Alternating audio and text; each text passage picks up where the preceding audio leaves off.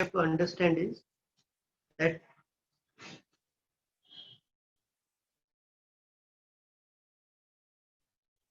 trials are whether the accused is guilty or not guilty. So the FIR is filed against a particular person. After that, the charge sheets or the final reports are filed by the police officers. Does not make a person guilty. It is only the stage where the court will accept the charge sheet or the final report filed by the police officers to look into and decide, after appreciating the evidence on record, whether the person should be held guilty or should not be held guilty. Now, taking into consideration this perspective, one has to understand what is the role of law. The role of law here is there are three laws which are basically involved when we talk about a trial.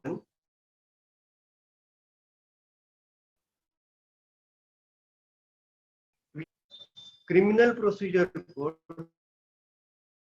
which is the act, which is an administrative law. Now, the most important part is Indian Penal Code has always defined what is an offence.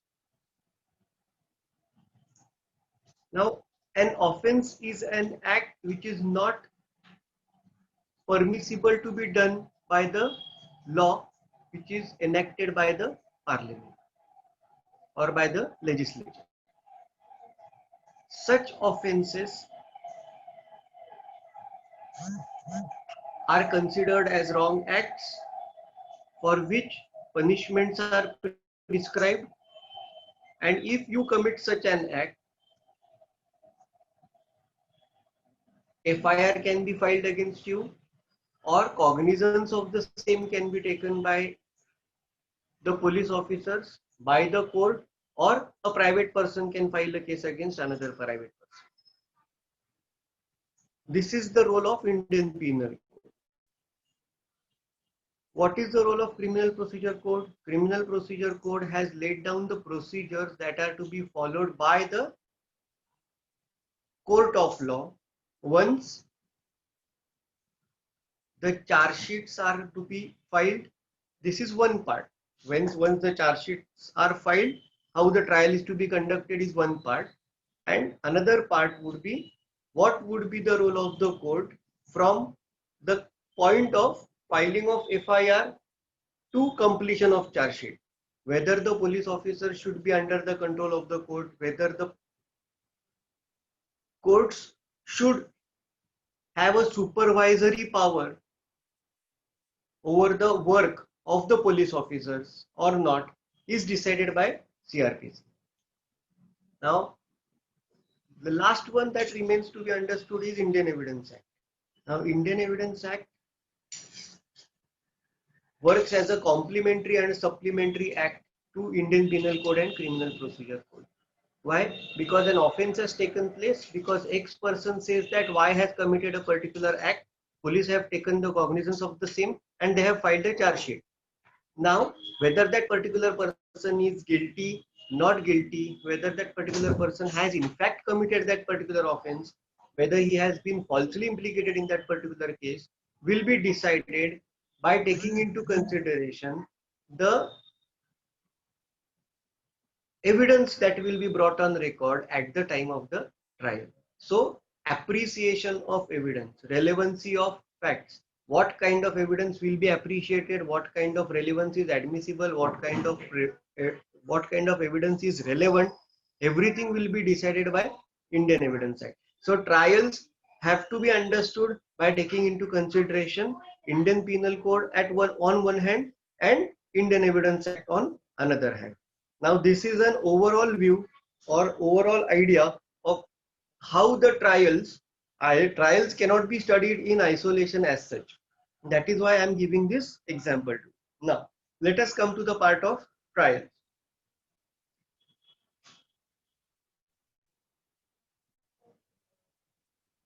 Filing of FIR does not mean that trial has begun. When does the trial begin? The trial generally begins at the time when the charges are framed by the court. Now, you will the most simple and a common question that will arise is, what is a charge?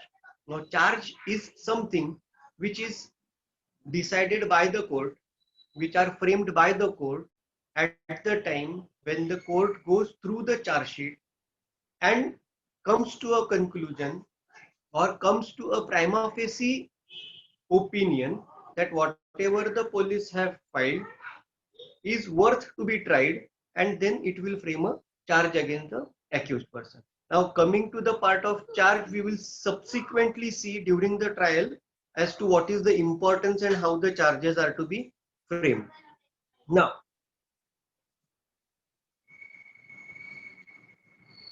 let me first just, I'll just give you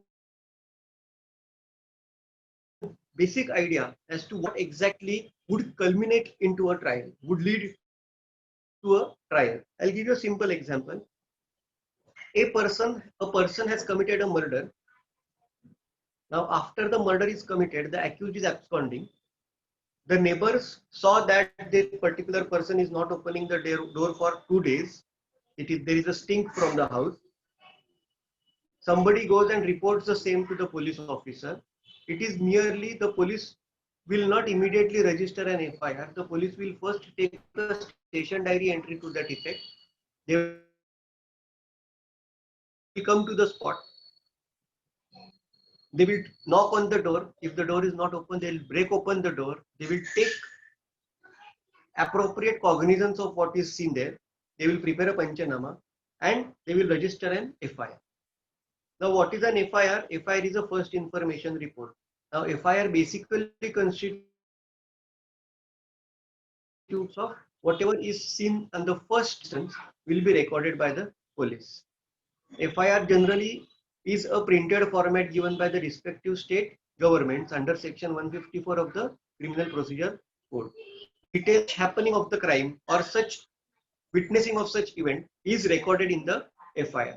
Now, in FIR, it is generally seen that there is a column which is given, or there is a line which is specified, which mentions that what are the offences involved. Now, in this particular case, what will be the offence involved? It will be generally section 302, or whatever the police will see on the spot, whether they will see whether it is kind of a theft, dacoity, what exactly led to that particular act, and then and so far as regards what they have seen on the spot, they will register a case of murder accompanied by theft, dacoity, whatever might be the circumstances. After registering an FIR, the police will start registering, or the police will start recording the statement of the witnesses. They will conduct a spot Panchanama. They will do all the necessary investigation. They will send the whatever is the incriminating article to the forensic expert to obtain the report of the forensic expert. After that, prior to that, they will send the body for post-mortem, when it will be decided whether the dead body is in fact dead or not, because the police are not the masters of the same. It will be the doctor who will be deciding whether the patient is dead or not. And during that course, they will be giving a prima facie or a primary certificate, thereby stating that this death has been caused by natural circumstances or whether it is a homicidal one. Now, upon this, they will conduct an investigation. Now, investigation will be conducted there are two parts. Investigation will be generally conducted within 90 days and 60 days. What is 90 days and 60 days? Wherever the offences are of grave circumstances, wherever the offence involved is a serious one, like murders, rapes, dacoity, special acts, all such things, where the punishment can be more than 7 years or up to life,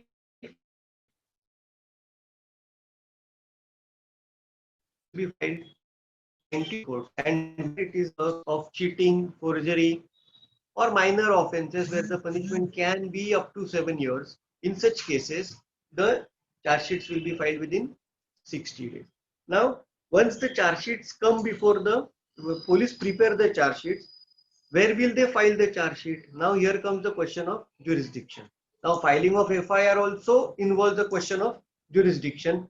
now which you are seeing presently in the case of the recent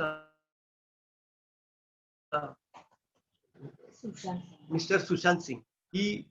There is a lot of controversy involving whether the Maharashtra government has filed an FIR or not, whether the Bihar police have filed the FIR, etc., etc., etc. So what the Maharashtra police have done is they have registered they have taken the note of the same for cognizance under 174 death in suspicious circumstances. Now, in such circumstances, the question of jurisdiction arises. Now, let us not go into Sushant Singh's case. Let us stick to our matter. So, once the charge sheet is completed, it has to be submitted before the court of law by the police authorities. Now, where will they file it? They will file it before the judicial magistrate first class. Now, who is judicial magistrate first class? Every police station is generally allotted with one court, and they are called that take place or whatever the police do in their jurisdiction. So, such charge sheets will be filed before such judicial magistrate first class. Now, during this, what is the most important part? Whether it is a case of cheating or whether it is a case of murder, the charge sheets will be filed before the judicial magistrate first class. There is no option to that. Here comes a point where you have to understand that if the charge sheet is of cheating, where will that charge sheet remain? And if the charge sheet is of murder, where that charge sheet? Now, once the charge sheet is filed before the magistrate takes the cognizance of the same. What is the meaning of the word cognizance? That he is taking note of such that yes, an offense has been done and the police have conducted an investigation, and upon prima facie going through it, I think that this is a point where I should take cognizance or I should take note of the same. The reasons of the charge sheet, the final report 174.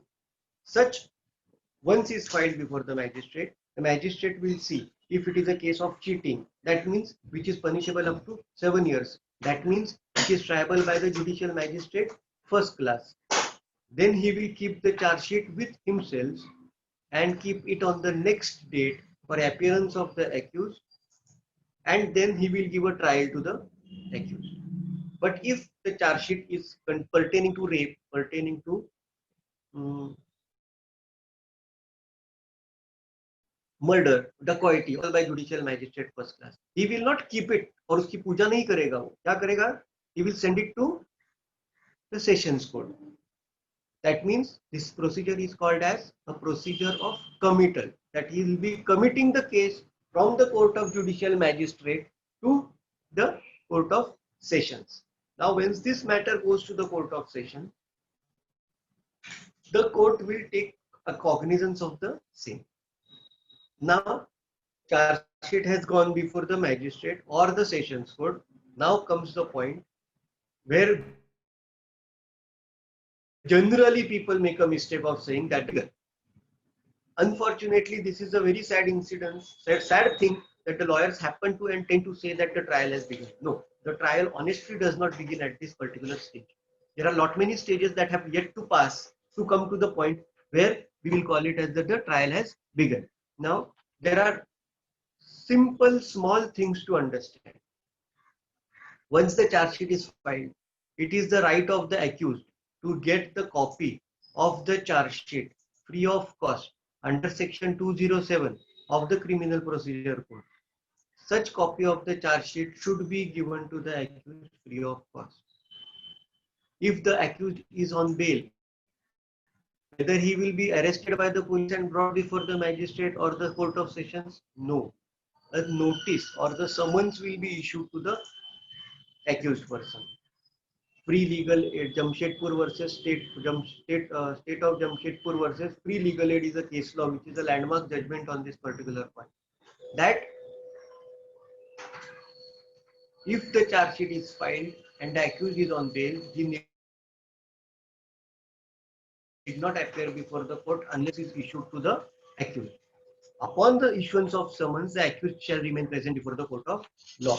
After remaining present before the court of law, it is the duty of the magistrate and even the sessions court to ask such accused person whether he has received the copy of such charge sheet or not. If he has not received the copy of the charge sheet and the documents accompanying the charge sheet, which are a part and parcel of the charge sheet, which section 207 categorically states what would be the ingredients of charge sheet, such shall be provided to the accused, and upon receipt of such, the court will now put the matter on the next stage. It will call upon the prosecution for its say. That means it will give the matter for the prosecution to give its opening statement. Now, all these are theoretical parts that the prosecution will give its opening statement and etc. etc. No prosecutor ever comes before the court and gives his opening statement. This I have not seen this in my practice. What they will do, they will have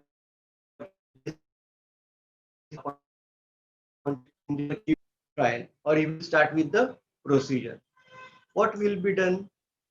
He will tell the court in short, or he will at the most try to tell to the court that this is the case. I am giving the draft charge of the case. Now, at this juncture, when we are coming to the opening of the trials, let me tell you one thing. The CRPC says that there are sessions trial, summary trial, summons trial, and warrant trial. What is a warrant? Warrant is issued against a person when an offence is a grave offence. Refer to what is a warrant. Warrant is something which is related to summons and warrant. When the summons is issued to the person and he does not act upon such summon or obey the orders passed by the court, then a warrant will be issued to him. And we call certain offences as warrant trials. So warrant trials are what? Warrant trials are where the offences are generally punishable more than 2 years up to life or death. So let us stick to the book: sessions trial, summary trial, warrant trial, and summons trial. Now, I would say, whatever I have studied till date, I have understood it that warrant trials are the mother of everybody. They are the origination. They are the origin of everything. So warrant means issue a warrant against a person. That means the offence is cognizable. That means the offence is grave. That means something serious is done. That means the police have the authority to arrest you without a warrant. Wherever the punishment is up to more than 2 years, in such offences, the offences are generally not bailable. Generally not bailable. So now I proceed to say, again, warrant trials are of two types. One on a police report and other part is, first part is on a police report and the second part is otherwise than on a police report. Now what is otherwise than on a police report? Now under section 238 to 259 of the Criminal Procedure Code, you will find warrant trials. Warrant trials on a police report means what? Where the FIR will take cognizance of the offence, they investigate the matter, and a charge sheet is filed or a final report is filed before the court of law. Such are called as warrant trials on police report. Now, whether have I said that they will be only cheating? No. Whether have I said they will be only 302? No. So anything where the punishment is more than 2 years and for which a charge sheet has been filed shall be considered as warrant trials. Now where the punishment is up to 7 years, such warrant trials will be tried by the judicial magistrate first class. Wherever the punishment is up to 7 years, such shall be tried by the judicial magistrate first class. Wherever the punishment is more than 7 years and up to life or death, such will be decided by the sessions court. So, likewise, I told you that such charge sheets shall go to the court of sessions, and such trials which are conducted before the sessions court are called as sessions trial. The procedure for the warrant trial and whatever is stated in the book sessions trial are one and the same. The procedure, the practical aspect of trials remains the same. So once you understand the warrant trial, sessions trial is no more different than a warrant trial. Now, once I have given you this basic idea, let us come to, I have told you earlier also that the charge sheet has been filed before the court of law. Either it remains before the judicial magistrate first class or either it goes before the court of sessions. Now the prosecutor has come before the court and has given in his opening statement. Now what remains? Once the charge sheet under section 270, sorry,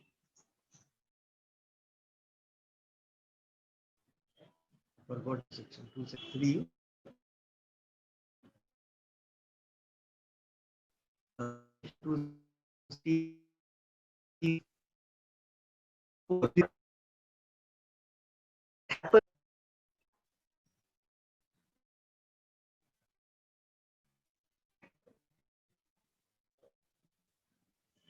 This happens with a right. This always happens with a trial lawyer.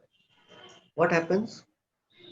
The charge sheet has come. The court has now asked the prosecutor to begin with the case. I am the accused person. What do? I will say, no, sir. Wait, hold on. Let us not begin. Hold on. What we will do? I will file an application for discharge. What is a discharge? Discharge is one of the most important stage or a platform given the satisfy the court on the count whether the charge sheet, whatever are the contents of the charge sheet, are sufficient.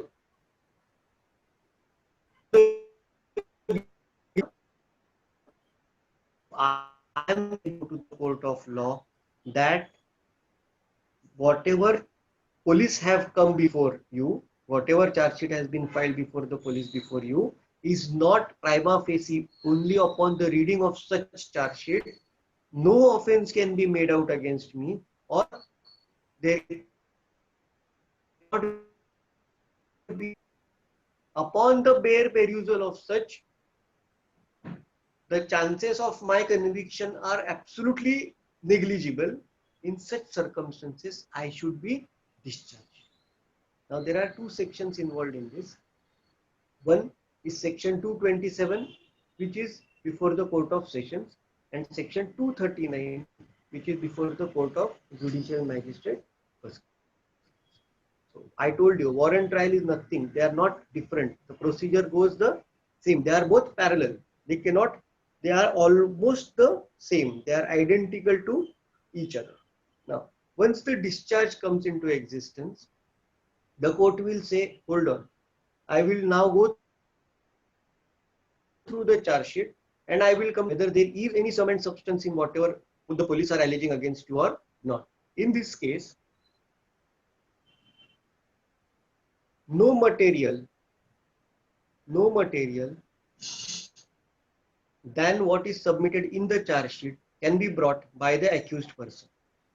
Earlier, in the year, there is a citation of Supreme Court 1985, if I am not wrong, in which it had been said that the accused person can come up with certain sum and substance, can come up with some other document police have not referred to prove his innocence. But the Supreme Court says, no, now you cannot do it. You have to stick to whatever has been provided by the police officers.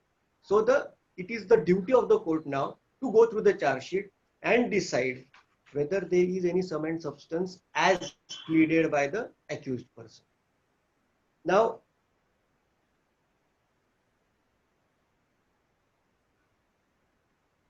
it is very important as students for you to read the difference between section 239 and section 227, which I will not be talking about right now because time will not permit me to do so.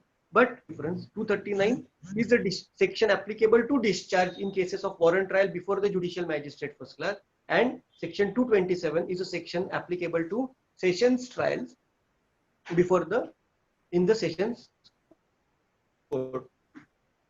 After either the court will decide to discharge me or the court will decide to not to discharge. Now, whether discharge amounts to acquittal, it is a laid down principle. Discharge does not amount to acquittal. Discharge does not amount to acquittal. Discharge is merely because there is no summons against you. We are discharging you. We are letting you go. That does not mean that the police cannot reinvestigate the matter and again make you an accused person. Is it clear? Now, after this, let us say if I am discharged, forget it. The whole case is finished for me. Whether there is an appeal, whether they can go in for revision, whether the state can go for revision, appeal, etc., that is a different issue, and they can certainly go for it. If I am discharged, matter is closed. But if I am not discharged, then what happens? Then the court will frame charge. This is a charge. Section 211 of the Criminal Procedure Code has categorically stated what is a charge. Whatever the police have stated in their FIR or in their charge sheet is a prima facie charge that the police have kept upon you. That is what the police think that I have committed. Upon going through the whatever the police have stated is correct, and whether we should stick to it or not. Now, I will just go back once again, and I will explain you the importance of discharge, because it is very much relevant to that of framing of charges. There was a classic case in Pune where a XYZ hotelier, a big man, was involved in assault of certain people working in certain newspaper. They were taking his interview. During the course of interview, he happened to have an they had some altercation between them, which led to a physical assault, etc., and because of which a case of section 307 was put upon the accused person. That is what attempt to commit murder was put upon that particular hotelier, that is the big man. Now what happened? Charge sheet was filed. It went before the Court of Sessions. There is a stage of discharge. We filed a discharge application. In that discharge application, what did we state? That taking into consideration the charge sheet, that is whatever the police have given, whatever the police have come up with, is not sufficient prima facie to even prove the charge of section 307, that is attempt to murder, where the punishment can be up to life. Now, the court went through the charge sheet. The court was satisfied that whatever medical certificates appending the charge sheet are not sufficient to make out a case of section 307, that is attempt to murder, and the court was satisfied on this count, and the court reduced the charge from 307 to section 325, 326, which is again triable by judicial magistrate first class. So what trial? The charge sheet was filed in the Sessions Court. Now I have reduced the charge of 307. Where will now go from the Court of Sessions to the judicial magistrate first class. where the punishment can be not more than 7 years. So in such case, this is the importance of discharge. If I am discharged, there is no question of taking into consideration of all other.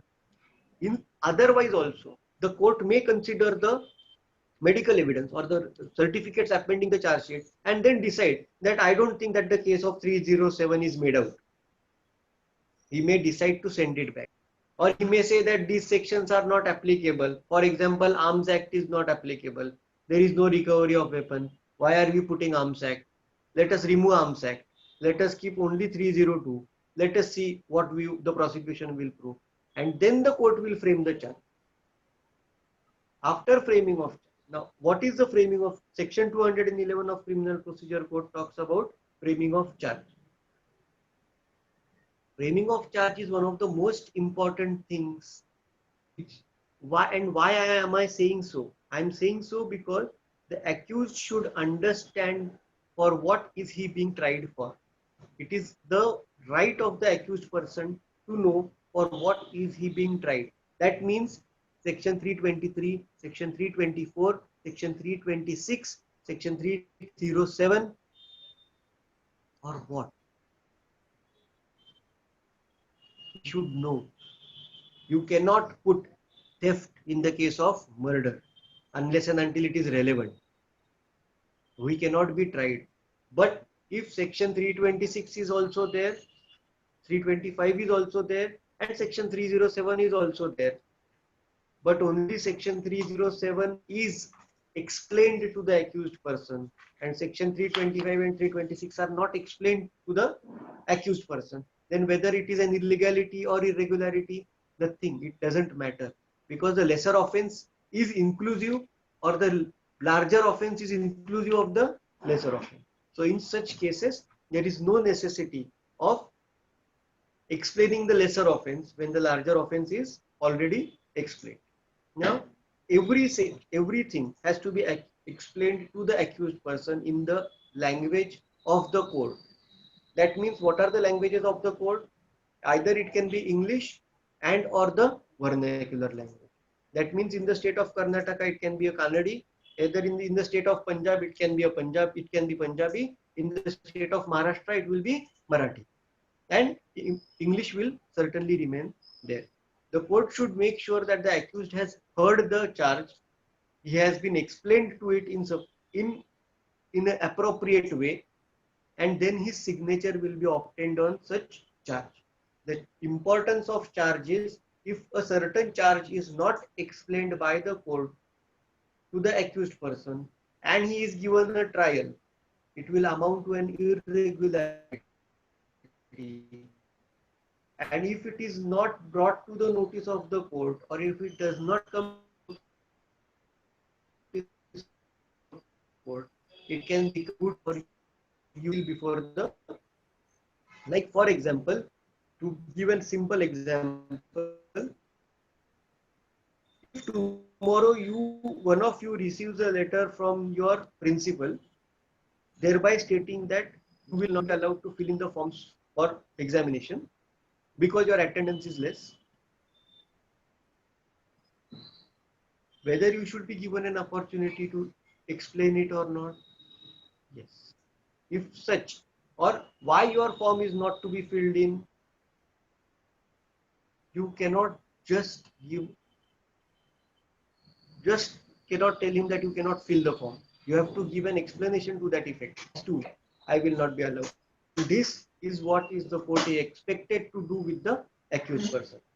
After the framing of charges, once the charges are framed, it is considered that the trial has begun. Let it be any trial. The trial begins when the charges are framed. Now, once the charge is framed, there is a very important stage. We call it as section 294, admission of documents. Please take note of this. It is a very important section. Unfortunately, theoretically, no much importance is given to it. But when it comes to practice, when it comes to your bread and butter, when it comes to day in and out of the court, when it comes to the survival of the accused person or defending an accused person, Section 294 plays a very important role in such. We call it as admission or denial of documents. Admission and denial of what documents?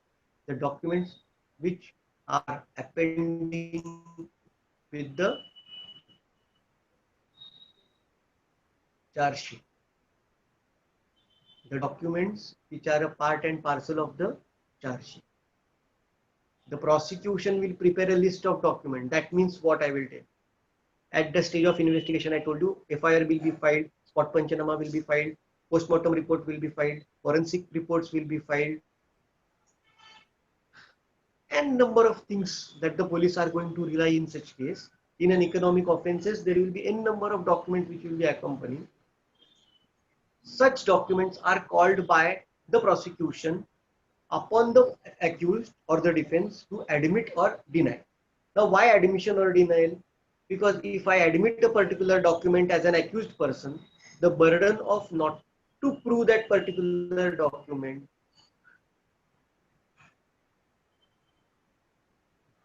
is thereby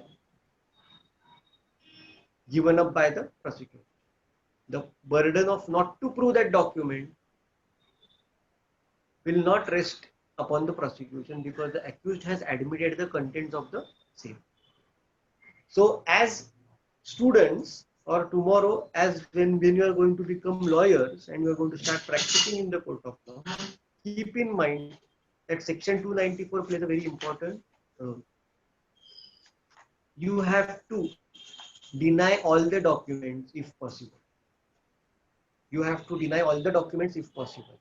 Never admit a single document, because in the criminal trial over the period of years, what we have understood is it can turn, the whole ship can turn turtle at any point of time in the favor of TC, in the favor of the accused.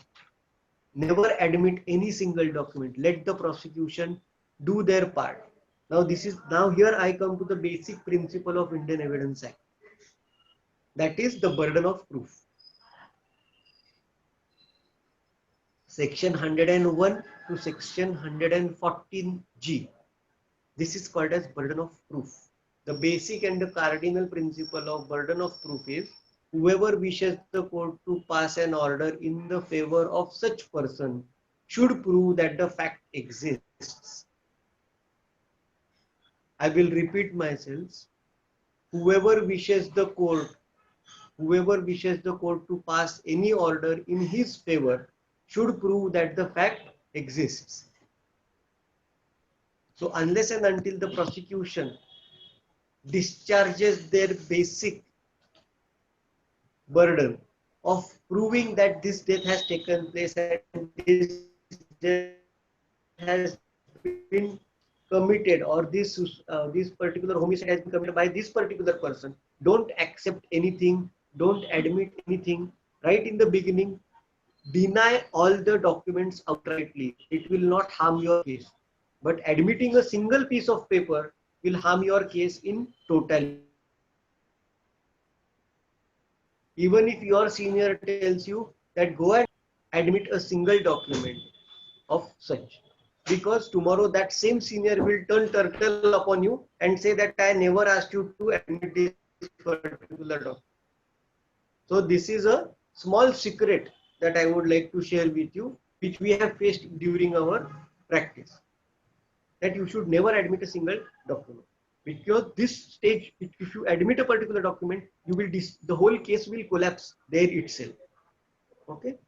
Now, after 294,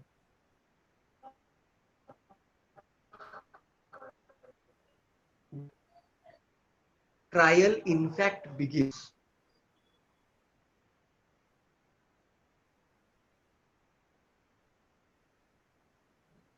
So just a minute, I'll take a small pause over here. When we say trial, trials are divided into three parts.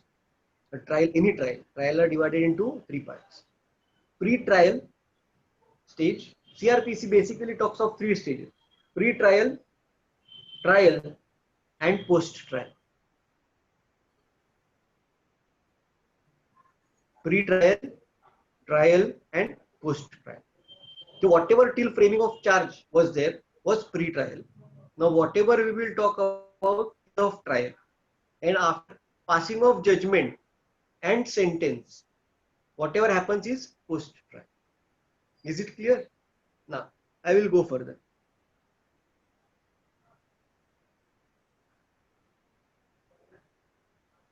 Prosecution begins examine the witness. This is the beginning of once FIR is filed, investigation begins. During the course of investigation, statements of Guna madam, Soni madam, Alok Dubey, whomsoever you are, your statements will be recorded. Your statements will become a part and parcel of the charge sheet. Now the prosecution will call upon one witness at a time. This is the opening of the prosecution. Now what is the opening of the prosecution? Opening of the prosecution is this fashion, that it will call its first witness in the witness box and they will start examining him. This is called as chief examination. At this stage, again I will refer to Indian Evidence Act. Indian Evidence Act says chief, cross and re-examination. These are the most important factors for a criminal trial lawyer. Chief, cross and re-examination. Now, who conducts a chief examination? Generally, the person who calls a witness will examine. The party who calls a witness will conduct the chief examination. Now, the prosecution has given a list of witnesses. It will call the first witness, or let us say there are 8 witnesses. The prosecution will call one by one all the witnesses. Now, the first witness is called, he is put into the box. He is given oath, jo bhi kahunga, sach kahunga, वगैरह वगैरह वगैरह, whatever. And then he begins his story.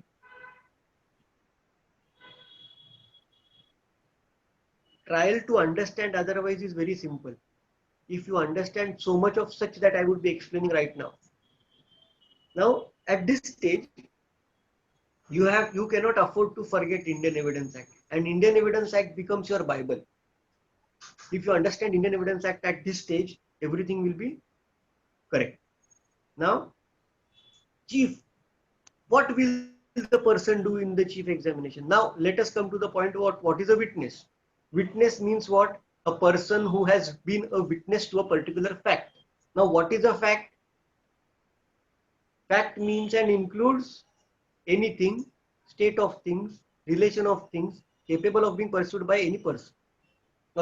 Capable of being pursued by any senses. And any mental condition of which a person is conscious about. Again, I will repeat. What is a fact? Fact means and includes anything, state of things, relation of things, capable of being pursued by the senses. What are the senses? Eyes, ear, nose, touch are senses. And any mental condition of which a person is conscious about. Now, who can become a witness? A witness can be a person who has seen it, felt it, heard it, or thought about it, or has seen it and then has a mental thought about it. Such person can only become a witness. Nobody else can become a witness. We say that who can be a witness, who can be a competent witness?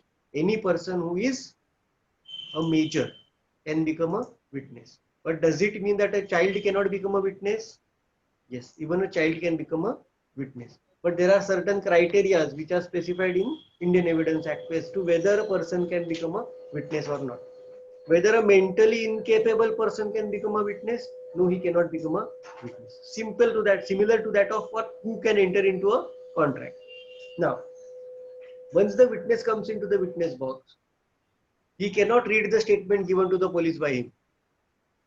He has to stand into the witness box and he has to, being a witness, he has to recollect what he had seen at that particular point of time, what he had observed, what he had perceived, at that particular point of time, and then he has to state it before the court of law. He has to state it before the court of law on oath. He cannot state it otherwise. What is the importance of oath? The importance of oath is, we still, as an Indian community or Hindu community, or as Indians, we have a faith and belief that मैं इसकी कसम खा के कहता हूं, मैं जो भी बोलूंगा सच कहूंगा. We still have the faith in this swearing. So we state it in that fashion. Now, during the chief examination, one has to keep in mind one thing: leading questions are not allowed. What is the meaning of the point? What is the meaning of the word leading questions? Leading questions means those questions wherein the answer is hidden in the question itself, or the question is a suggestive of the answer. कि Dubey sir आज आपने green shirt पहना हुआ है ना, या Soni madam आपने आज रेड शर्ट पहना हुआ है ना, आपको हाँ ये बोलना है या ना बोलना है. आपने ग्रीन शर्ट पहना था is a leading question. Is it clear? Now you cannot ask leading questions. Leading questions are not allowed in chief examination. What the prosecutor can do, he can say, okay, what happened on such a day? Were you there? Did you see anything? What did you see? If you have seen anything, please tell it to the court of law. This is what the witness is supposed to do. He is supposed to tell what he has seen.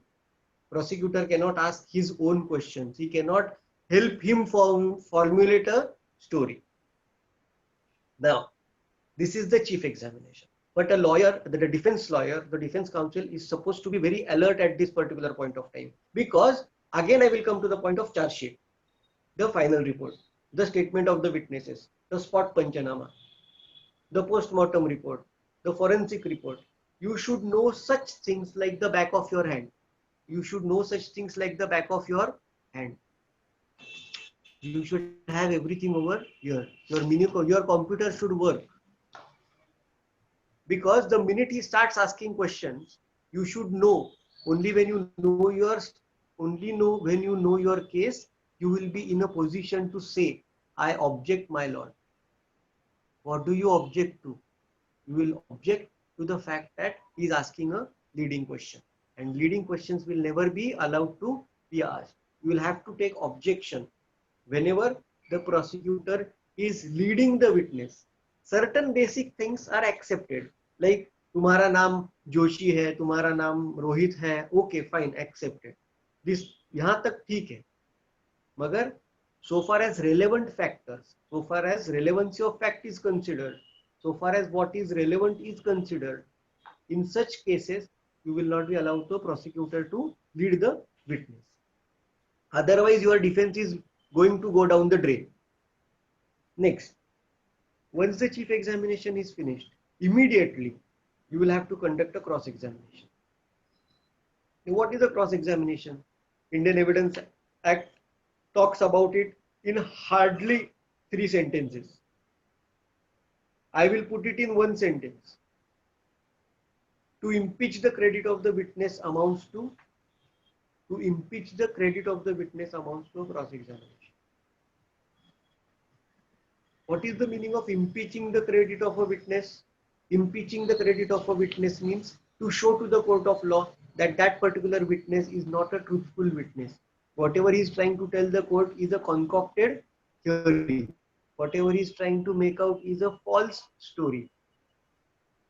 And whatever he is trying to tell is being told before the court out of some influence of the police, some influence by some outsider, or for some benefits that he is doing it. If you are able to convince this, if you are able to bring this in the cross-examination, you will become a successful cross-examiner. Cross-examination is an art which is developed over a period of time. It cannot be developed over a fortnight. It is a sword, and we always say that cross-examination is a double-edged weapon. Cross-examination is a double-edged weapon. If you happen to ask one wrong question, you will bleed your own man to death. If you ask one wrong question, you will bleed your own man to death. It is a wise man's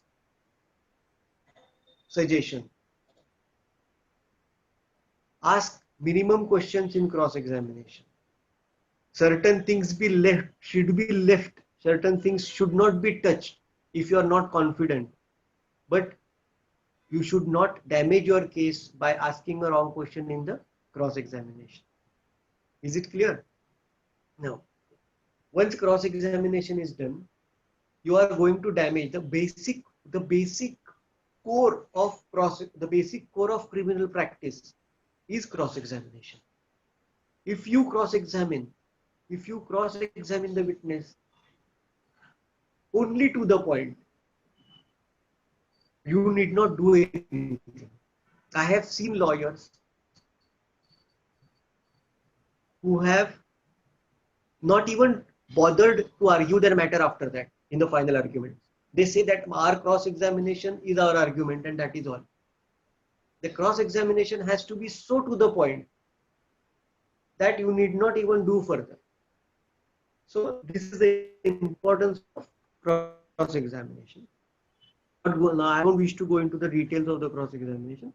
Subsequently, after cross-examination is done, first witness is done.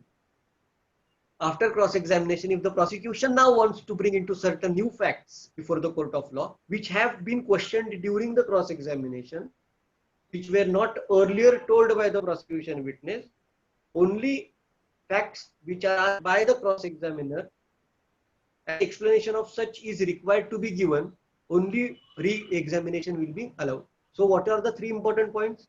Chief examination, cross-examination and re-examination. Again, Indian Evidence Act becomes relevant at this particular point of time. Now after chief, cross and re-examination is done, second witness will be called and so forth. Everything will be done. After the examination of the witnesses, the prosecution here in the trial, the role of the prosecution is to establish its theory, similar to that as to what the police have put up before the court of law. Is it clear? They have to stick to the charge sheet. They have to build their story according to the charge sheet. Now once that is done, what is your job as a defense counsel? To break that theory, to destroy that theory, to damage that theory. Now damage can be done in multiple folds. Now once that is done, the court has substantially recorded the evidence of the witnesses now. After this is done, the court will ask the next stage, that is, the court will say that let us examine the accused now. That is called as examination of the accused under section 313 of the Criminal Procedure Code. It's a very important section. It might sound to be a very small, simple thing, but examination of the accused by the court. What is examination of the witness, examination of the accused person? I will like to attract your attention to one thing. What is the difference between examining a witness and examining the accused? When the witness is examined, he is given oath. But when the accused, after recording the evidence, is examined, oath is not given to him. Now, why is it so? Article 20 of the Constitution of India says no self-incrimination. The accused cannot be allowed to self-incriminate. So, oath is not tendered to him at the stage of 313. What will be done? He will be put into box and he will be asked question. Now, 313 means what? Whatever incriminating circumstances, please pay attention. Whatever incriminating circumstances have been brought on record by the prosecution during the examination of the witnesses or collection of evidence before the court of law, such circumstances, I'm again repeating, whatever incriminating circumstances have been brought before the court of law against the accused, such incriminating circumstances shall be put to the accused in the question format. Is it clear? Now, when these questions will be put, that means witness number 1 says that Mr. Rohit, you were present on the spot with a knife in your hand. What do you have to say about this? Mr. Rohit will say, so it is false. Witness number 1 further states that the spot where you were found, the body was lying there, you were standing with the knife in your hand, and not only that, but the knife was stained with blood. What do you have to say about it? I say it is false. Next question. The witness further states, witness number 1 further states that you tried to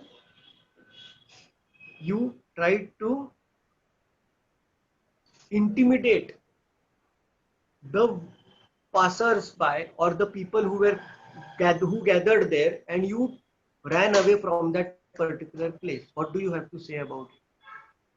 I'll say it is false. Now the court will ask, I understand it might be a little bit boring for you, but this is a trial. This has to be what is to be understood by you, because the books will tell you what the sections say. I am trying to give you the practical aspect of the same. Witness number 2 says that after you fled from the spot, witness number 2 saw you near a water tank where you were washing the knife stained with blood. What do you have to say about it? I will say it is false. Now witness number 3 says that you further were seen in the forest and you were hiding the knife in the bushes under one tree. What do you have to say about it? I'll say it is false. Have you understood this? These are the incriminating circumstances which have been gathered against me which have been deposed by the witness before the court of law. Is it clear? Now these are the circumstances that will be put to me. Upon reading of such things, upon going through the evidence, what I'll be telling you now does not happen in the court of law, but theoretically it so happens. The court may, upon going through such, or after going through the evidence, may come to a conclusion that there is no case made out against the accused person, and thereby he may acquit him outright. But in the cases of murder and serious offences, this does not happen. I have rarely seen that such things happen. Now the court will tell me that once section 313 has passed, the next stage that comes into existence is evidence for the defense. What is evidence for the defense? Now here, you as good lawyers should understand that how you should appreciate the evidence. Section 3 of Indian Evidence Act talks about appreciation of evidence. If you understand relevancy of facts, what is admissible, what is not admissible, what can be admissible and what cannot be admissible, you will be able to understand whether to lead evidence or not. The defense need not necessarily enter into the witness box. The defense need not necessarily examine any witness for establishing his defense if the cross-examination is a good cross-examination and you have been able to destroy the case of the prosecution during the cross-examination. But let us say that I have taken a plea of alibi. That means I was not present at that particular place when that particular incident happened. And there is a witness by the name of Mr. Siddharth Chaturvedi, who happens to be where I have stayed in his house, examine him, and he can depose in my favor to establish the fact that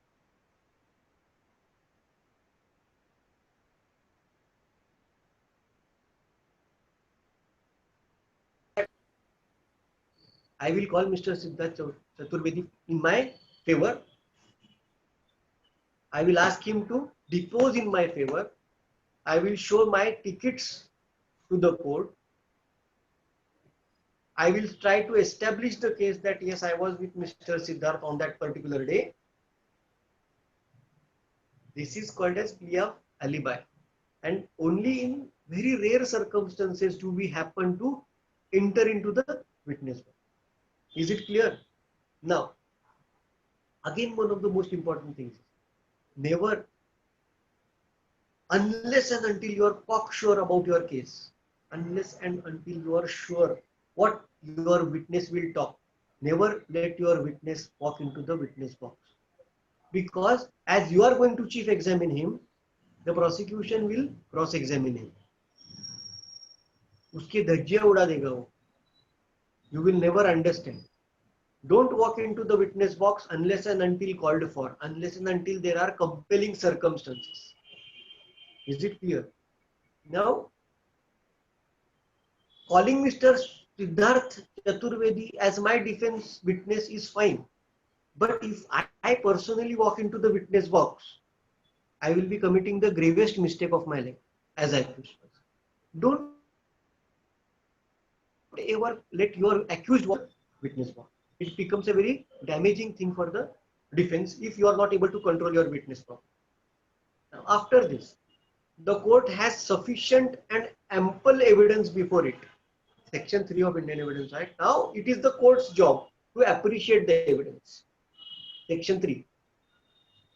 The court will say, now we have finished with the case. In between these two things, generally the prosecution witness, after completing its witness, the prosecution after completing its witness will give a pursis. We call it as pursis, P-U-R-S-H-I-S. Only an application before the court without appending a court fee stamp to it, thereby stating that our evidence has finished. That means on record it goes that their prosecution does not wish to examine any further witness, and make sure as a defense counsel that this particular pursis is on record prior to examining any of your witnesses. Because the prosecution after defense may happen to come up with a plea that we have never given a evidence complete pursis, and then subsequently examine certain other witnesses, which will be damaging to your case. After all these things have been done, the court will now ask you to argue the matter before the court. What is this argument? There are n number of people arguing in n number of ways. Arguing the case is generally very simple. Arguing the matter is generally very simple. How it can be done? Facts of the case. This is the story of the prosecution. This is the evidence tendered by the prosecution, and this is my cross-examination to this particular story of the prosecution, and this is how I propose that my case is made out better than the prosecution. Now, at this particular point of time, you have to understand what is burden of proof. I again repeat, if you understand the chapter of burden of proof, you will become a very fantastic lawyer.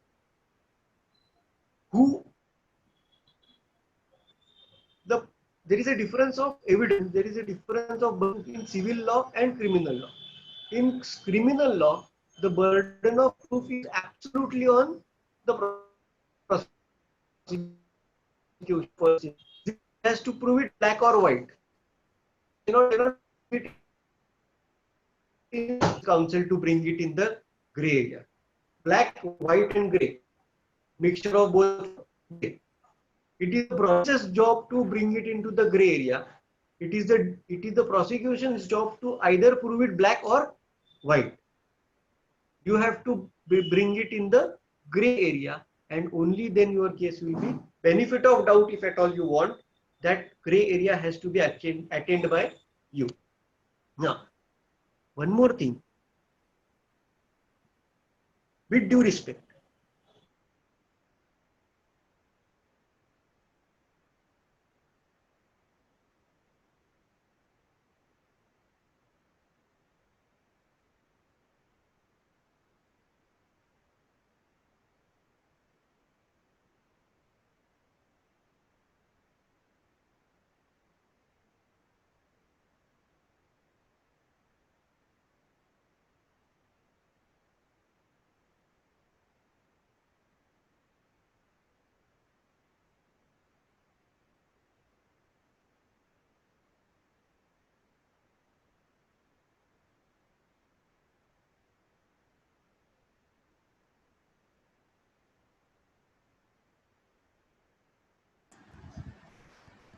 Students, we apologize. I think our speaker's signals have gone and he'll rejoin us soon. So kindly be patient enough.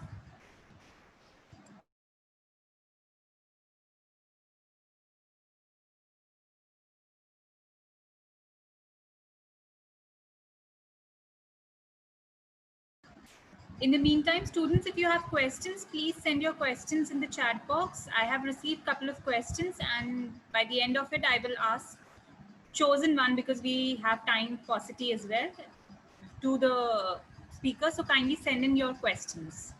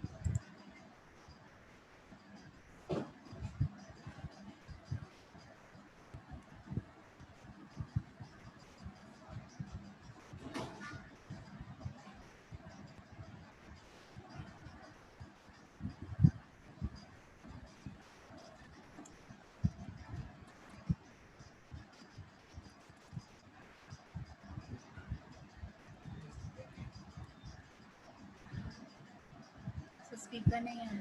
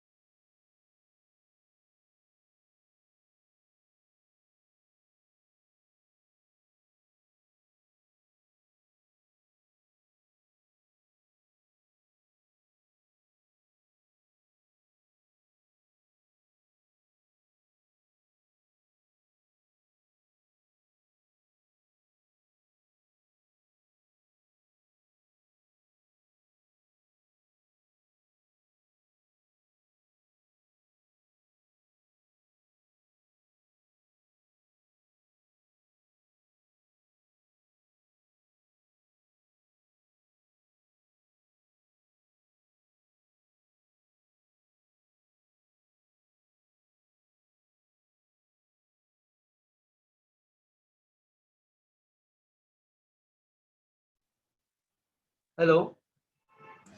Hello, sir. Can you hear us? Hello, sir. Can you hear us? Sir, we can't hear you. I think you put yourself on mute.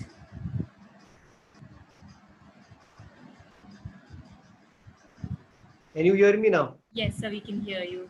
Yeah. Thanks a lot. I just lost the connectivity probably. So we can understand, no issues. So Yeah. please continue. Okay. Where did I stop? So I'll ask our students to. Alok, could you tell us where did we stop?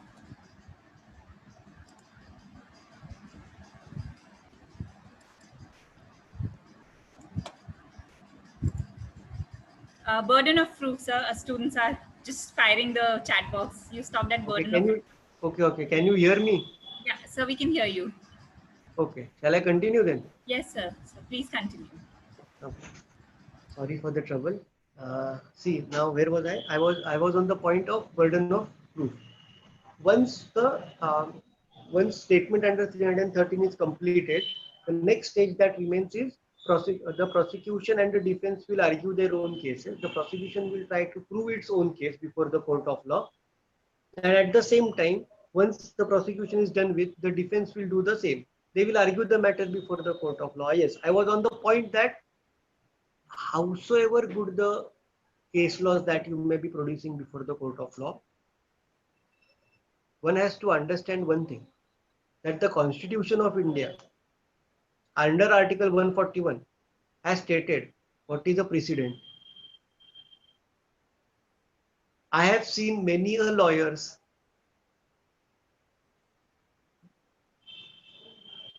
producing nonsense case laws before the court of law, and the court happens to throw it back on their face. So there is something which is called as ratio. One has to understand what is the ratio. The facts and the law applicable to that set of circumstances or facts, and the judgment given on the basis of application of both these things becomes a ratio. Unfortunately, our fraternity sometimes does not understand this. They make mistakes. The case law has to be to the point. The case law cannot be roundish. The case law cannot be circulating around it. The case law has to be in totality, hands in gloves with it.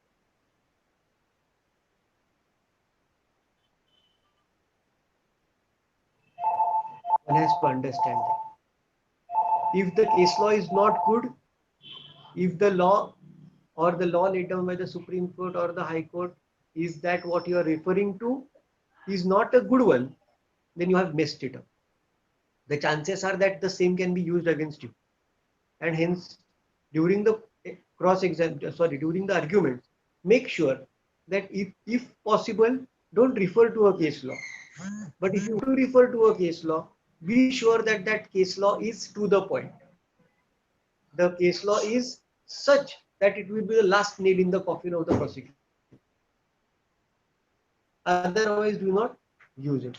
People have this habit. Lawyers have this habit of coming up with every point has a case law. Every point will become they can come up with a case law. Don't do that.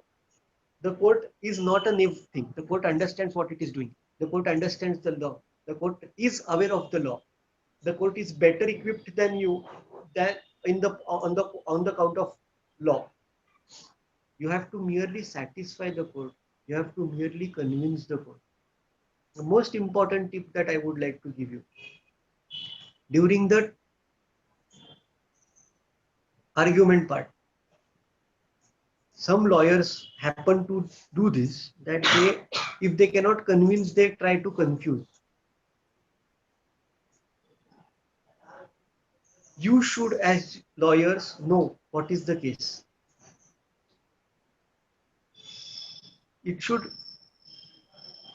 You should feel it from within.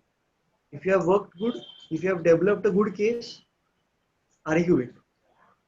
If you know that you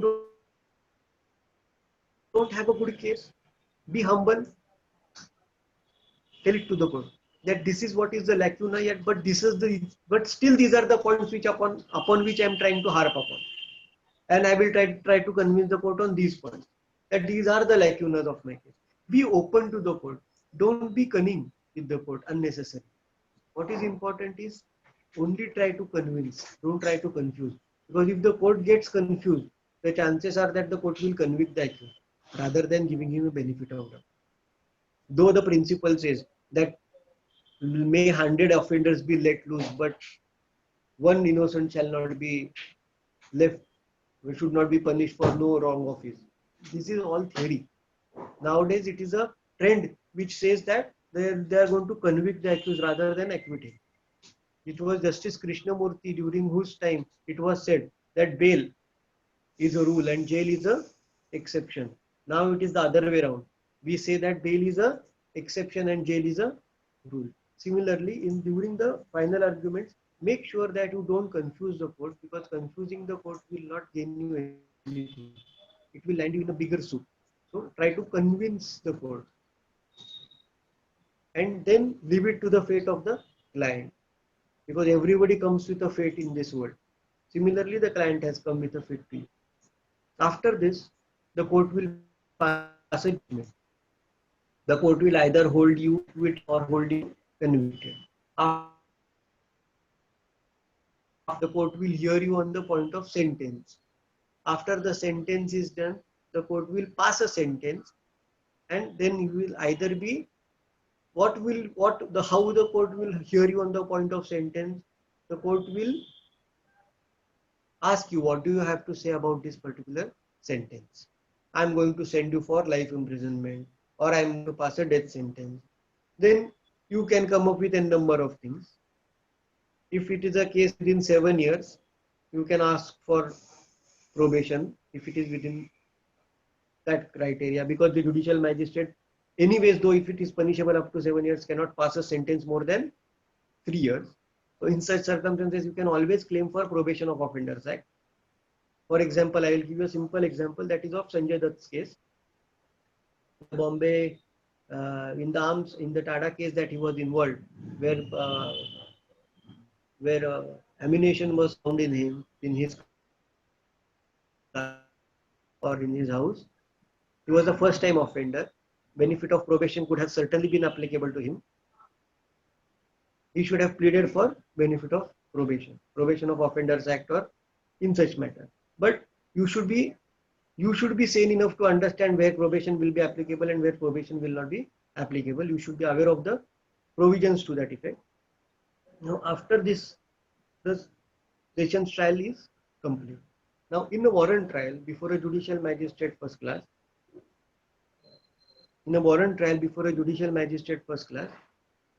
the same procedure is followed. Now, in a warrant trial, there are two types of trials. One on police report, and other is otherwise than on police report.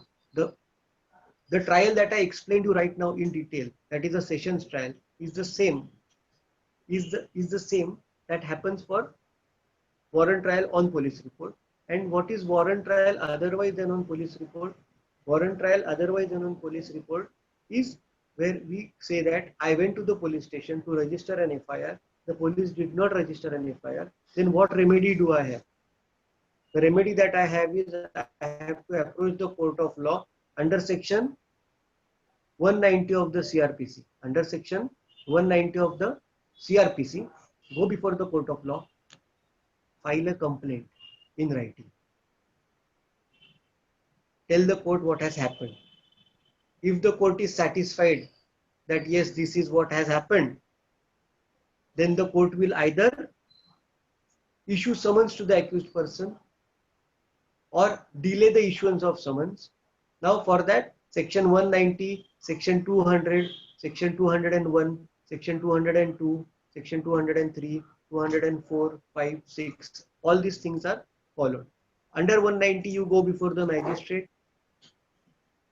Now recently Supreme Court has come up with a judgment saying that wherever private complaints are filed by private persons, the same should be accompanied by an affidavit, so that he should not falsely implicate some another person. And if he does so, he can be held in contempt, or criminal action can be taken against him if he has filed a false affidavit before the court of law.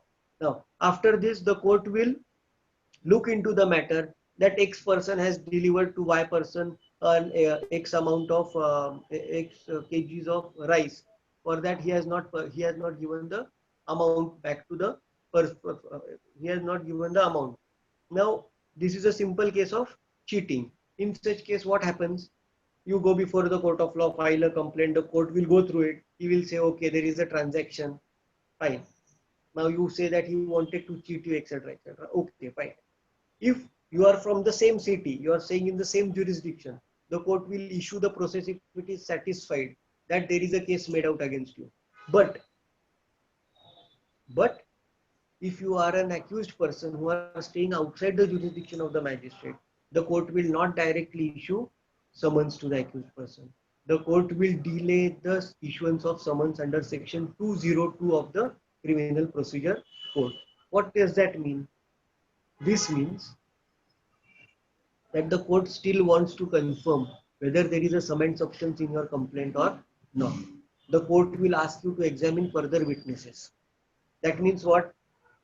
I have this Bahuguna madam, Dubey sir, etc., etc. I will call all these people before the court of law. They will stand before the court and tell the court that yes, this was the transaction. This is what has happened. He has not given the money, and that is why I have this. All this transaction happened in front of me, and the complaint is true.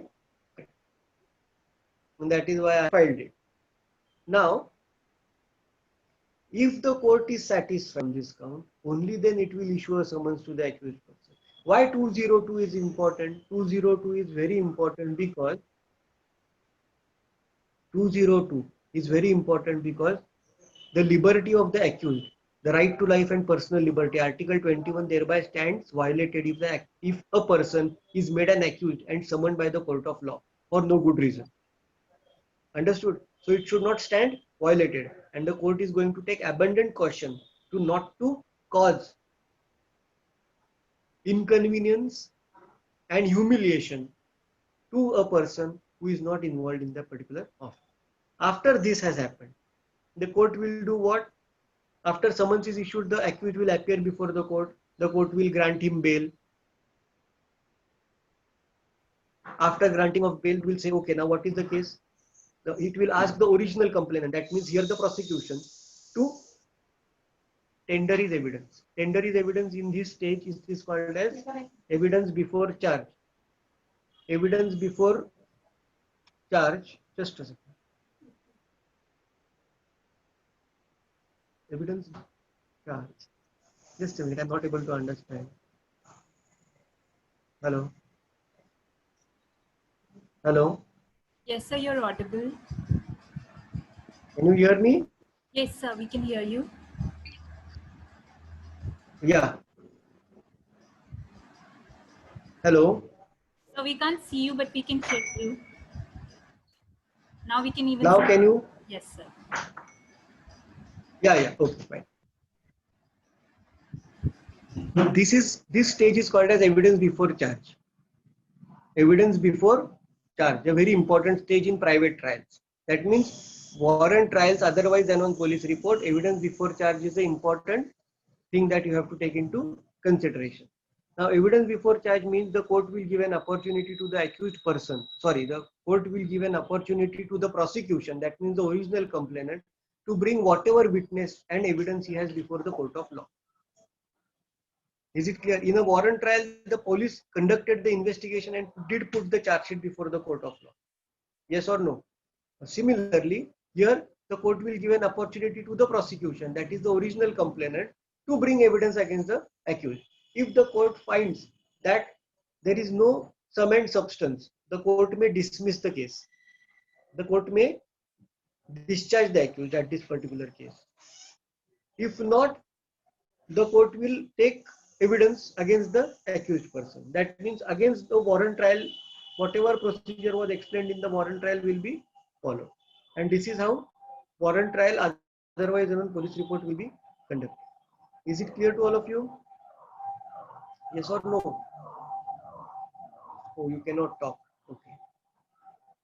Now, the second aspect of this particular session is that I have to explain you on the point of, I have to talk on the point of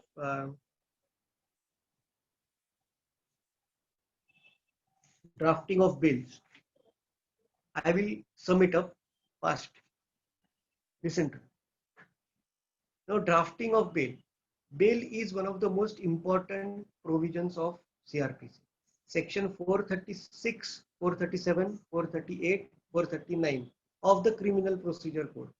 436, 437, 438, 439 of the Criminal Procedure Code talk about bails. 436 talks about bail when can be granted.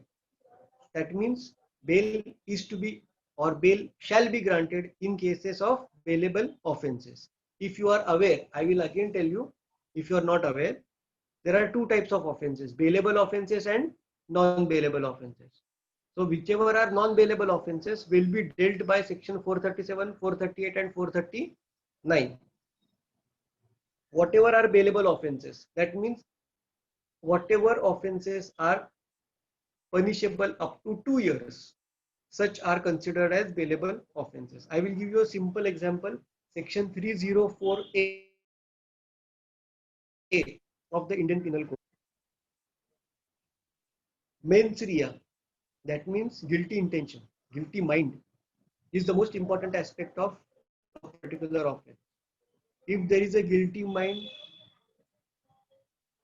that means there is a what is required is mens rea, actus reus and mens rea. What is actus reus? If I have committed a particular person, that means a particular person has taken a supari from XYZ person and he has shot another person. Whether there is any necessity of mens rea? No. His actus reus is sufficient to prove the fact that he has committed that particular act. But I was driving a vehicle on the road and by chance somebody happened to come in between and I hit him and he died. Then what section will become applicable? Not 302, not 304 part 2, but 304A. 304 part A. That means 304A. Where the punishment, you go to the schedule of CRPC, you will find that 304A has a punishment of only up to 2 years and it will be categorized as a bailable offense. In such cases, section 436 will become applicable to you. Now, section 437 and 439 go hand in hand. Section 437 is bail in cases of non-bailable offences and section 439 bail in cases of non-bailable offences.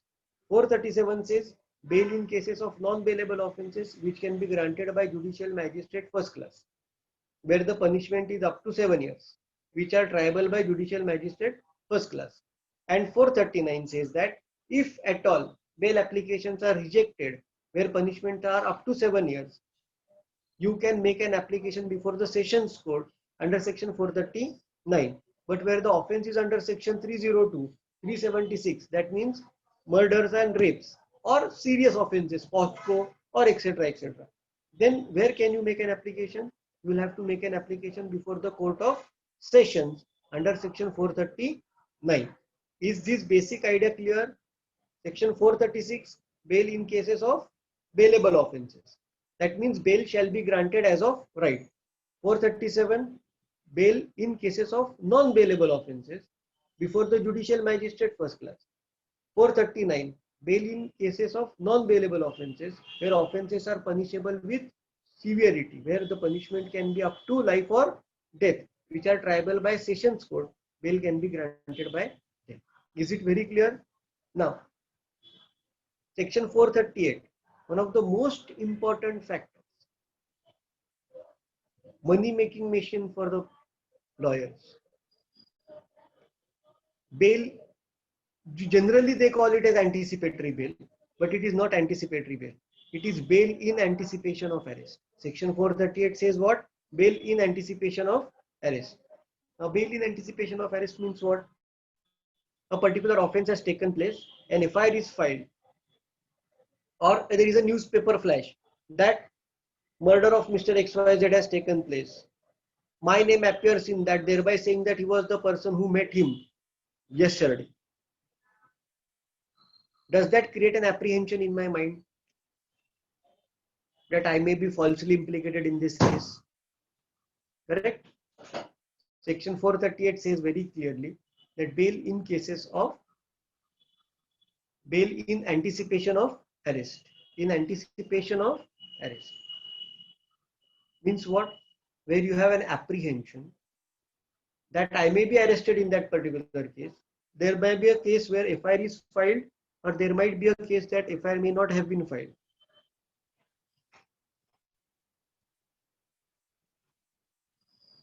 The Supreme Court, in the landmark judgment of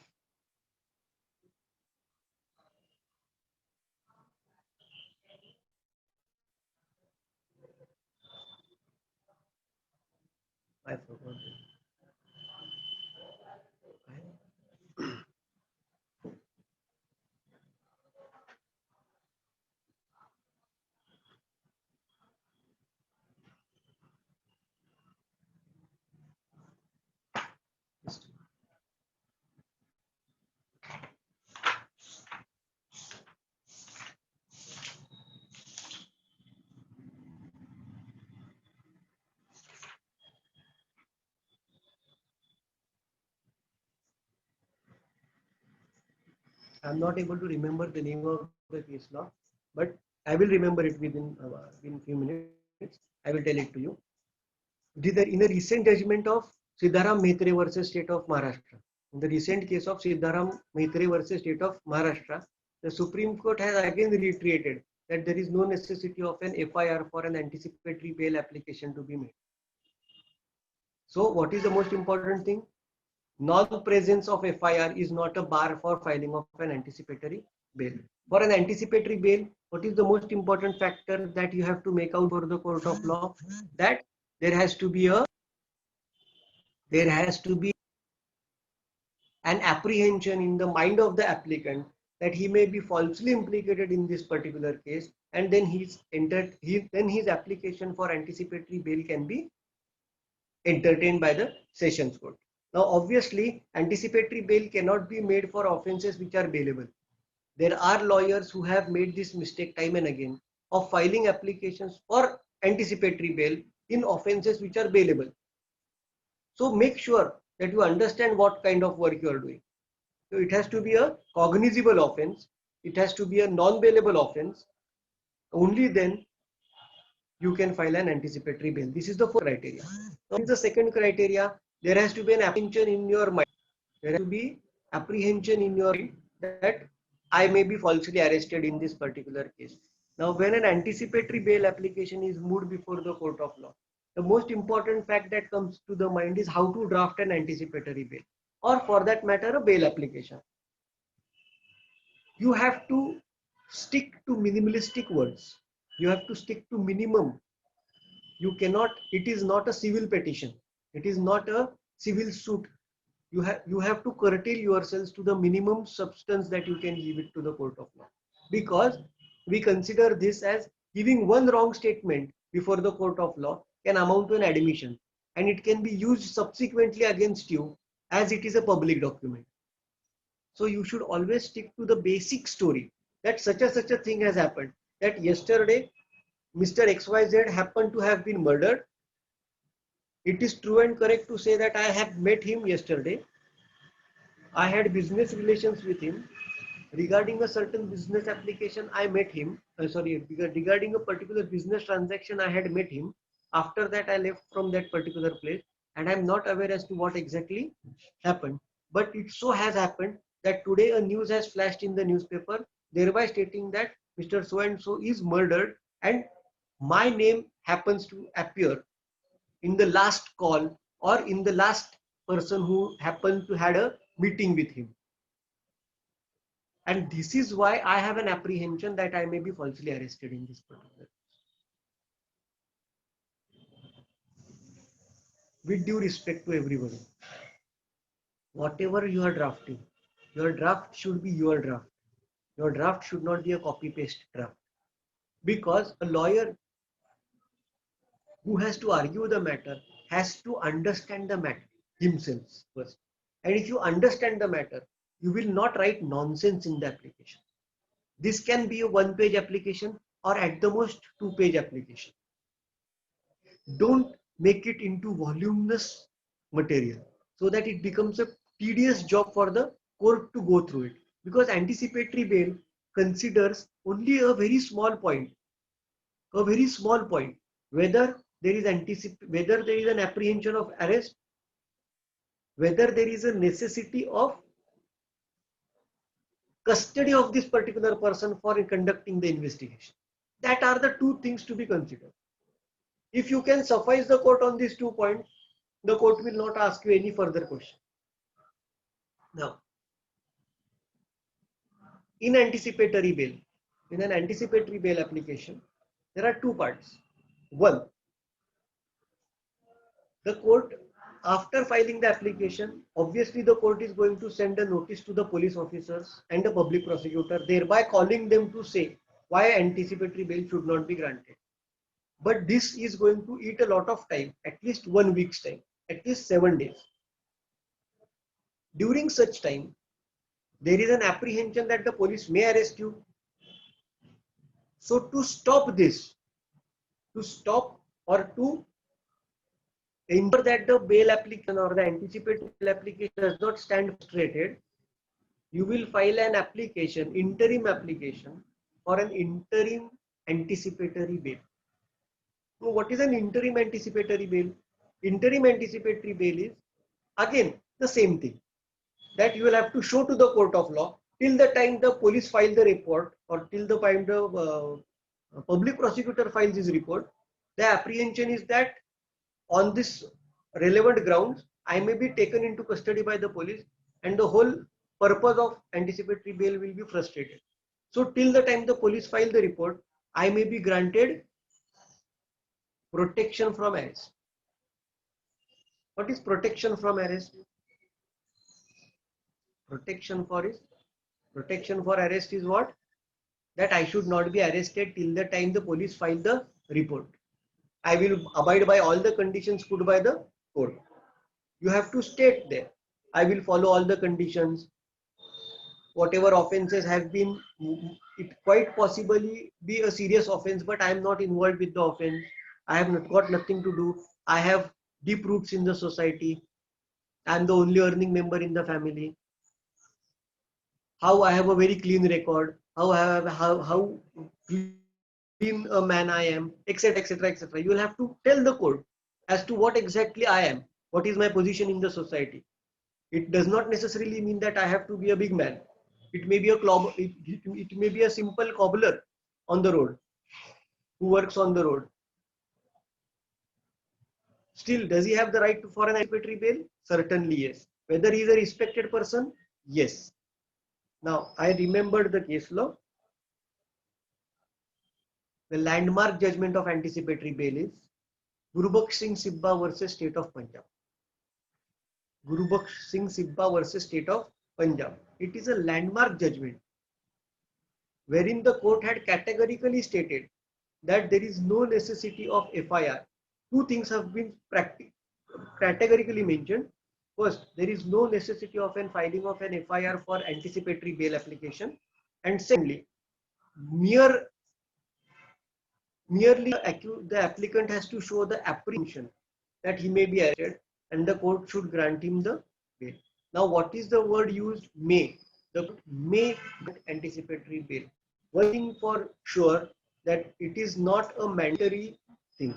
It is the discretion of the court whether to grant anticipatory bail or whether to reject anticipatory bail. And the court gives you hardly 2 minutes to talk. Keep in mind, the court will give you 2 minutes to talk on the point of interim application. So you have to be good with the facts of the, and that is why I say that drafting of an anticipatory bail should be good, and it will be good only when you understand your case properly. And when you understand your case properly, you will not write nonsense. If I have to say, I want to buy a mobile, I don't have to write a full page to express that I have to buy a mobile. I can say it in one line that I want this mobile or I want to buy this mobile. So be very clear and categorical in what you want in an anticipatory. What are the basic necessities? You should mention the fact of the case in short, and you should mention what are the grounds on which you are claiming an anticipatory bail. And in the last concluding paragraph, you shall always state that how you will be abiding by the conditions put by the court, how you are a good citizen, how you are a law-abiding citizen, and how you will abide by the conditions put by the court, and the court will be sufficed by it. Is this abundantly clear? Yes or no? Yes or no? Now, next point is, I have to tell you about summary trial. Can anybody hear me? Yes, Can sir, you we hear can me? hear you. Sir, we can hear you, Claire.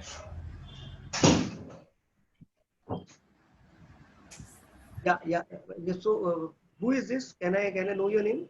Yes, sir. This is I'm the faculty member. I'm Anukta. Anukta. No. You are the administrator. Yes, sir. I'm the moderator. Madam, I have completed with the warrant trials. I have completed with the sessions trial. I have also completed with the bails. Now, I have to explain the summary trials, correct? Yes, sir.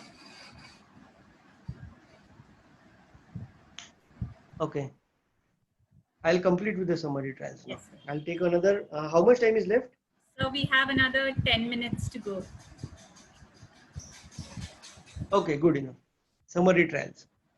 I'll continue with the summary trials now. Yes, sir. Now, section 260 to section 265 of the CRPC, section 260 to 265 of the Criminal Procedure Code talks about the summary trial. I have explained you what are warrant trials, what are sessions trials. They are all the trials which are lengthy, these are all the trials where the offense is a serious offense. These are all the trials where evidence needs to be recorded in detail, because benefit of doubt can be claimed by the accused. Correct? All the opportunity, that is the basic principle of fair trial, is necessary for the accused person. Now, in summary trials, what happens is the punishment is not more than 2 years. That means the magistrate cannot pass a sentence more than 3 months. Petty offenses. What is important is basic cardinal principle behind summary trials is speedy disposal of the cases. Make it a point to know.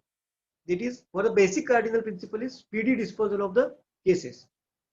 Most second important point is there cannot be any appeal from these cases if only fine is made, if only fine is passed. That means sentence is not passed but fine is passed. Is it clear? Now, the basic principle again in this case is summary trials means recording the substance of the evidence, recording the substance of the evidence in a very short manner, in a very concise manner. It is not necessary that the matter should be, as in warrant trial, it is not necessary that every line, every comma, every full stop, every and, if and but should be recorded by the court. The court may hear the evidence. The court may hear what the witness wants to say, and he may take a mental note of it, and he may write only 4 lines out of it. He will take the note of such, as in summary he will take it, and he will decide what is to be done with the particular matter. Now, in summary cases, there is no necessity of framing of charge. In the summary cases, there is no necessity of framing of charges. In the summary trials, exemption of the accused is allowed under section 205. Even whether he pleads guilty or not guilty can also be done by the lawyer if the has been exempted by the court.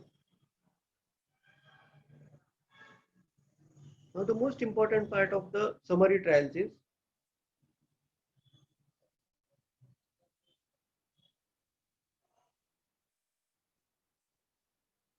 I will give you a simple case.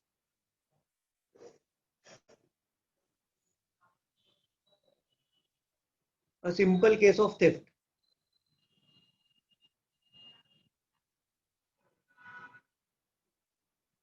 The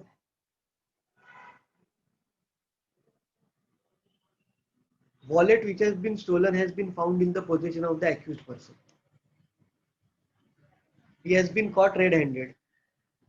Is there anything necessary to be, any further trial required to be given to that accused person? No. When witness comes witness box, he states that I have seen this, but my wallet has been stolen. I have found this particular wallet with him. It is the same wallet I identified.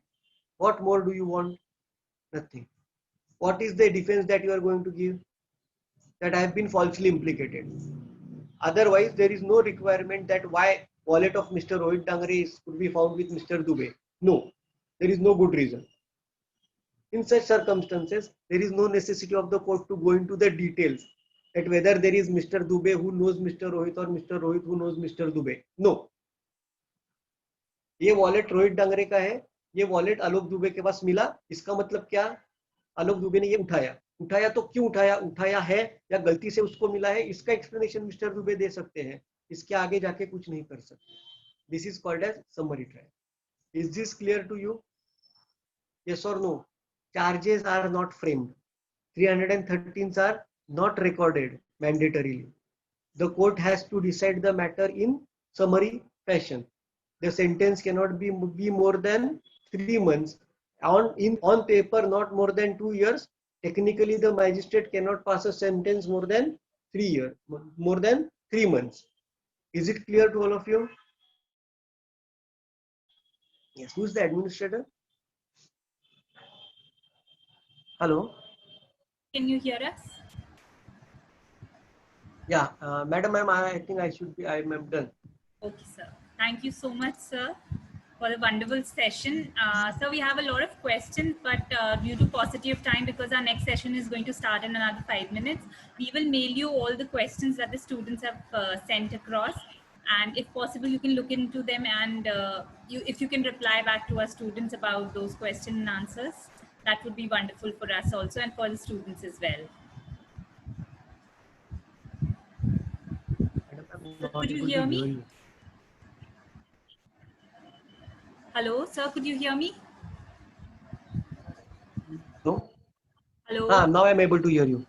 Yes, sir, we have a lot of questions from our students, but due to paucity of time, because we have our next session starting soon, we will mail you all the questions, and if you get time, could you please reply to those questions?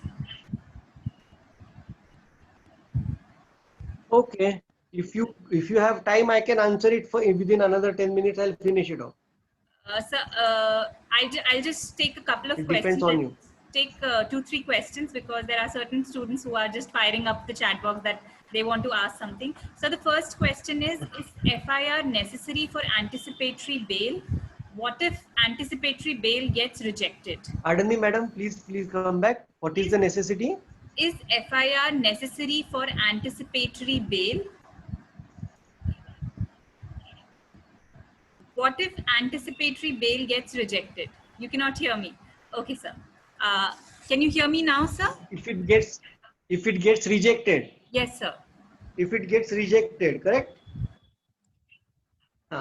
If anticipatory bail gets rejected, you can go to the High Court. There is no revision. There is no appeal for anticipatory bail. You have to file anticipatory bail in the High Court under section 438 again, because 438 very category that section says High Court or the Sessions Court has equal power on that particular count. So another question Is it clear? Yes, sir. Another question is, what is the role of forensic evidence on cognizable offense and non-cognizable offense? What is the role of Impact of forensic evidence? forensic? Okay, impact of forensic. See, madam, where forensic is involved, the offenses are generally very serious offenses. Well, for example, murder offenses, rapes, then economic offenses where traces can be found. Where offenses are bailable offenses, if there has to be an evidence and if forensic is involved, certainly it has equal importance. I would not say that it is not important. It is certainly important. The last question is, can in a practical scenario, it is possible that a case of the matter of bail, the session court has denied the bail, and when the accused applied again for the bail in the same session court, he was granted bail without having any fresh ground mentioned? No, whenever a bail application, very good question. I would appreciate this. Whenever a bail application is filed, once it is rejected,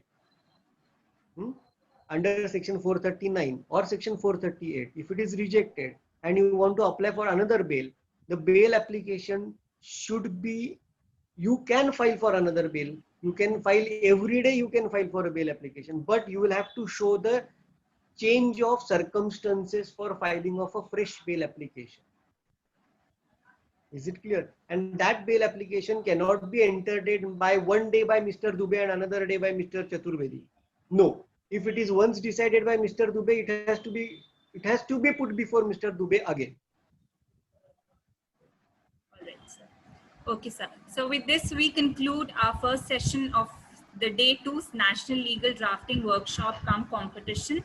On behalf of Directors AEG, organizing team of the workshop, faculty members and students, I would like to extend my sincere gratitude to Mr. Rohit Dangre for giving us his valuable time and sharing his knowledge with all of us present for this session. Thank you so much. I have a word to say. Yes, Can sir. I? Please, could you, Yeah, floor is all yeah, yours. yeah. Just to all the dear students, the topic was such that which if I start talking, I couldn't have stopped. The point is, unfortunately, I could not give as much as I wanted to give you.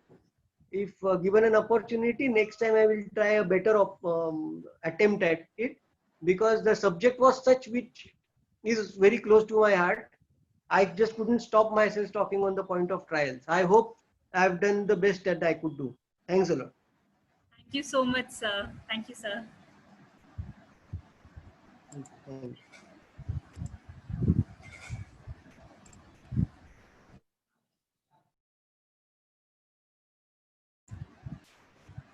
Students, we have a 5 minutes break and then you can rejoin for the next session. We'll start the next session from 1 p.m. So it's a 5-minute break. We are still on. We will not end this meeting. So kindly just come back after in 5 minutes. Thank you so much, everybody.